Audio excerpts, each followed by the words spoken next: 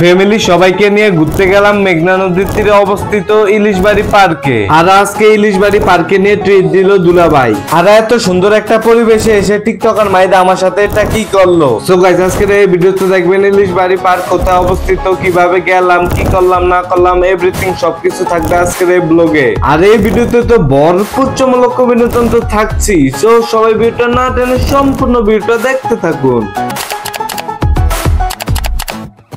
Hello guys, আসসালামু আলাইকুম। সবাই কেমন আছেন? আশা করি সবাই ভালো আছেন। আলহামদুলিল্লাহ, আপনাদের আমিও ভালো আছি। গাইস আজকের ভিডিওটা কি নিয়ে হতে যাচ্ছে সেটা তো থাম্বনেল এবং টাইটেল দেখে বুঝে গেছেন। এক্স্যাক্টলি গাইস, আজকে আমরা ফ্যামিলি নিয়ে যাইতেছি ভোলা জেলার মেঘনা নদীর তীরে অবস্থিত ইলিশবাড়ি পার্কে। আর আজকের এই ট্রিটটা দিতেছে আমার ছোট দুলাভাই। আর আজকে আমার সাথে যাইতেছে আমার ফুফাতো ভাই বান্টি। আর গাইস আপনারা চাইলে তাকে দিয়ে সাবানে অ্যাডভাইস করাতে পারেন। আর আপনাদের পরিচিত মুখ টিকটকার মাইদ বা ওরূপে টাক্কো আছে আমার সাথে। যাই হোক গাইস, এই ইলিশবাড়ি পার্কটা অবস্থিত ভোলা তুলাতুলি বাজার সংলগ্ন। আপনারা তুলাতুলি বাজারে এসে হাতের বামের দিকে খেয়াল করলে এই রোডটা দেখতে পারবে। যাই হোক গাইস, দেখতে দেখতে চলে আসলাম ভোলা ইলিশবাড়ি পার্কে। আর এই পার্কে প্রবেশ করার জন্য টিকেটের প্রয়োজন হবে। আর এই টিকেটের মূল্য হলো জনপ্রতি 20 টাকা। আর এখান থেকে আমরা 7টা টিকেট কেটে নিলাম। সো গাইস আপনারা এই পার্কের কিছু সিনেম্যাটিক ভিউ দেখেন।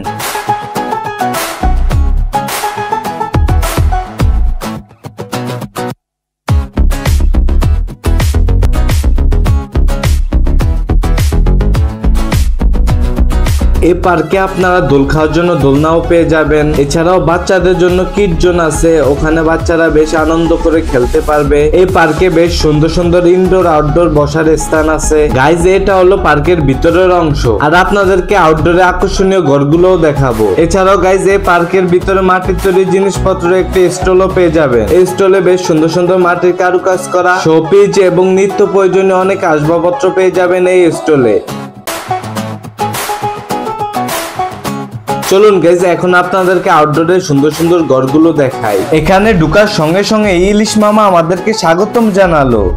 এই পার্কের বিভিন্ন কালারের বিভিন্ন ডিজাইনের হরেক রকমের বসার স্থানগুলো আপনার মন মুগ্ধ করবে। এছাড়াও এই পার্কে অন্যান্য রেস্টুরেন্টের মতো প্রায় সব ধরনেরই খাবার পেয়ে যাবেন এই পার্কে। আর গাইস এই পার্কের কর্তৃপক্ষদের সাথে কথা বলে জানতে পারলাম এখানে নাকি তাজা মেঘনা নদীর ইলিশ ফ্রাইও পাওয়া যায়। আর আপনারা ফটো তোলার জন্য এই জায়গায় একটা লাভ ফ্রেমও পেয়ে যাবেন।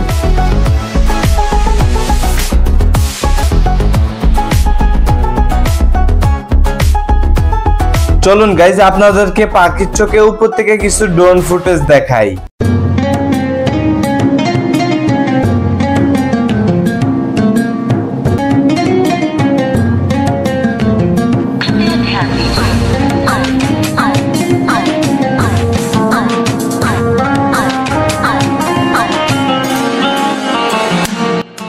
গাইজ এখন আমরা হাঁটতে হাঁটতে চলে যেতেছি একটা ঘরে বসার জন্য।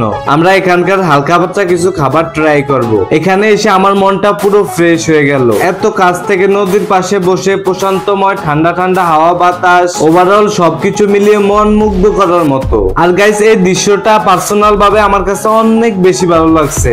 এক পাশে বাচ্চারা খেলতেছে, আরেক পাশে জেলেরা জাল বুনতেছে। এই দৃশ্যটা অমাইক। যাই হোক গাইজ, এদিকে দেখে একটা বাচ্চা কাপড় দিয়ে ঘুরান্তি ঘুরান্তি খেলতেছে। আমারও এটা দেখে আমারও খেলতে ইচ্ছা করতেছে, তার জন্য পার্ক থেকে নেমে চলে আসলাম। আর গাইস এদিকে টিকটকার মাইদের ক্যাপ নিয়ে আমি দিছি দৌড়।